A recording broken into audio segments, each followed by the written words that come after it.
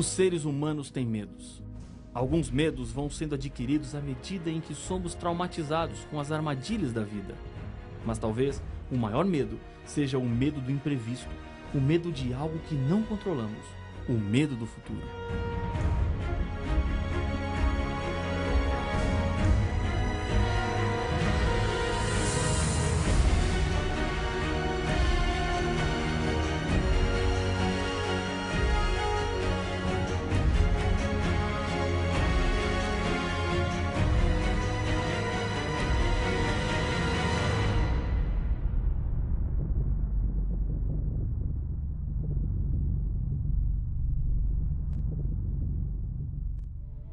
Quando o Apocalipse fala do futuro, ele se torna um livro enigmático. Algumas pessoas que têm a Bíblia nunca abriram o livro do Apocalipse, simplesmente por ter medo daquilo que possam encontrar. O livro do Apocalipse não é um livro que fala de tragédias, mas acima de tudo, um livro que fala sobre esperança. Deus nos revela um futuro onde o mundo voltará a ser perfeito, como era quando Deus o fez. Muitas promessas são quebradas. Mas isso não vale quando falamos sobre as promessas que Deus faz. O que Ele promete fazer, Ele faz. Deus não volta atrás das suas palavras e por isso cada promessa que Deus faz, na verdade, é uma certeza. A Bíblia tem centenas de promessas. O livro do Apocalipse está repleto delas, para fortalecer a fé de cada um dos fiéis. Em meio ao drama do conflito entre o bem e o mal neste mundo, Deus revela o alívio de sua graça através destas promessas que estão espalhadas em todo o livro do Apocalipse. São promessas que expressam o amor, a compreensão e o poder restaurador de Deus. Há também promessas chamadas de negativas, porque revelam o lado de justiça de Deus. Boa parte das promessas estão relacionadas com a segunda vinda de Jesus, outras com fidelidade e muitas com salvação e vida eterna. E o mais interessante é que as promessas do Apocalipse passam a barreira do tempo e falam aos nossos dias para homens e mulheres do século XXI. Não são versos escritos por um simples ser humano, mas pela inspiração dada por Deus. Por esse motivo, as palavras e as promessas de Jesus nunca passarão ou terão a data de validade vencida. Todas as promessas são para os vencedores. E no livro do Apocalipse, vencedores são todos aqueles que se salvarão. Existem promessas que são recompensas. Por exemplo, Apocalipse capítulo 22 e o verso 12. E eis que venho sem demora, e comigo está o galardão que tenho para retribuir a cada um, segundo as suas obras. Essa é uma promessa relacionada com a segunda vinda de Cristo. Nesse mesmo dia, o Senhor virá e destruirá todos os que destroem a terra, diz Apocalipse capítulo 11, verso 18, e dará vida eterna aos salvos. Promessa positiva para os salvos e negativa para os que se perderão. Qual é o tipo de recompensa que você está buscando receber de Deus? Faça uma análise de sua vida. Olhe para todos os lados. Existe algo que você precisa mudar? Uma coisa que não deve mais fazer? O seu problema é algum tipo de vício? Você tem feito escolhas perigosas que têm colocado o seu casamento e a sua família em perigo? Lembre-se que hoje é o momento em que Deus quer entrar em sua vida. Esse estudo chegou até as suas mãos porque Deus quer falar contigo. Ele está chamando a sua atenção para aquilo que está escrito na Bíblia. Deus quer te levar para uma terra perfeita e te dar uma vida perfeita. Nesse lugar, diz a Bíblia: quem tem ouvidos, ouça o que o Espírito diz às igrejas. Ao vencedor, dar-lhe-ei que se alimente da árvore da vida, que se encontra no paraíso de Deus. Apocalipse capítulo 2 e o verso 7. A árvore da vida é mencionada 6 vezes em toda a Bíblia. 3 vezes no primeiro livro da Bíblia, Gênesis, e 3 vezes no último livro da Bíblia, Apocalipse. Para que o homem não vivesse eternamente como pecador, após o primeiro pecado, Deus não permitiu que o homem comesse mais desta árvore, retirando-a da terra. Você já imaginou a maldição que seria sermos eternamente pecadores? Isso quer dizer que seríamos eternamente cegos, paralíticos, mudos, doentes. Com o envelhecimento do corpo, sem descanso, seríamos eternamente infelizes. Sofrer as dores terríveis de um câncer e não poder curar-se e nem morrer. Ficar eternamente prostrado em uma cama, sem forças para levantar-se, sem possibilidade de acabar com esse sofrimento? A criança de um lar pobre não quer passar fome e miséria eterna. Satanás queria tudo isso e muito mais. Deus não. Mas de acordo com a promessa bíblica, com o ser humano restaurado, transformado por Jesus, é prometido aos vencedores, ou seja, todos os salvos, que eles poderão comer da árvore da vida. Apesar de Deus ser perfeito e não gostar do pecado, Ele mostra sua compreensão e ternura para com os seres humanos pecadores e fracos.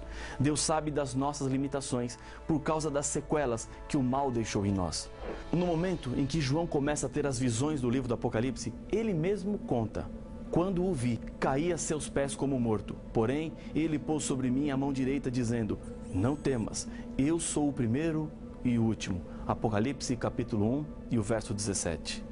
No capítulo 2, verso 24, falando à igreja de Tiatira, outra prova da compreensão de Deus.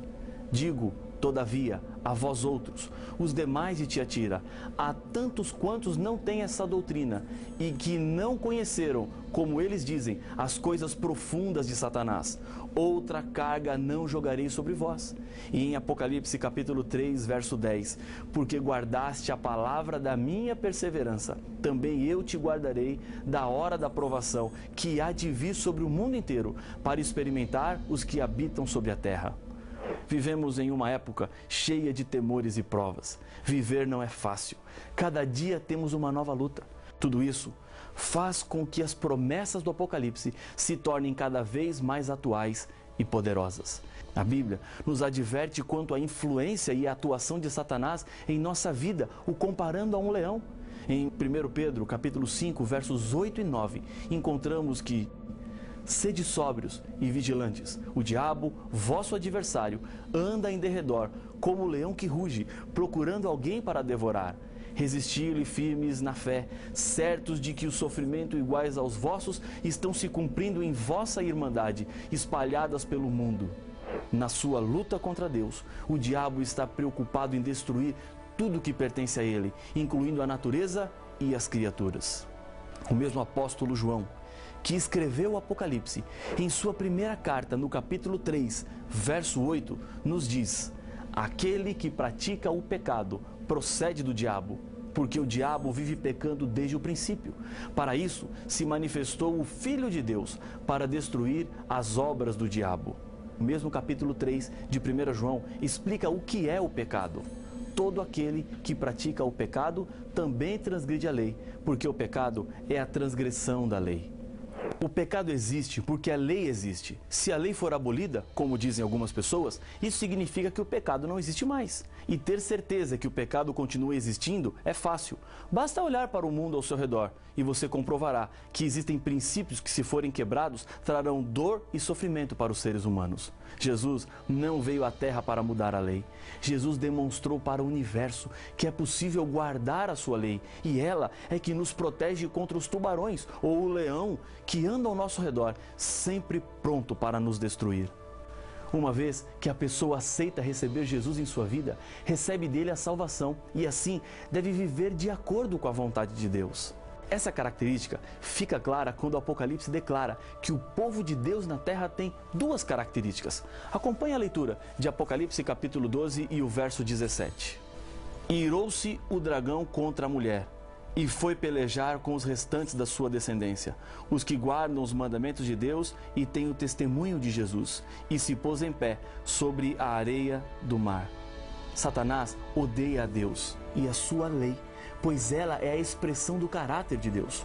Por isso que quem vive contrário à lei de Deus está reproduzindo a conduta de Satanás. Jesus disse: se me amais, guardareis os meus mandamentos. João capítulo 14, o verso 15. Ao guardar os mandamentos, demonstramos a nossa identificação com Cristo. Isso explica por que o diabo ataca os que são fiéis a Jesus. E é na hora da provação que a promessa de Jesus se torna mais doce. Em Apocalipse capítulo 2, verso 10, Jesus nos promete: ser fiel até a morte, e dar-te-ei a coroa da vida. Esse é o plano maior de Deus para você, vida eterna. Ao compreendermos que Deus espera a obediência à sua lei, outro passo deve ser dado. Ouvindo eles estas coisas, compungiu-se-lhes o coração e perguntaram a Pedro e aos demais apóstolos: Que faremos, irmão? Respondeu-lhes Pedro: Arrependei-vos, e cada um de vós seja batizado em nome de Jesus Cristo para a remissão dos vossos pecados, e recebereis o dom do Espírito Santo. Atos capítulo 2, versos 37 e 38. Arrependimento representa uma mudança de vida, e o batismo significa isso.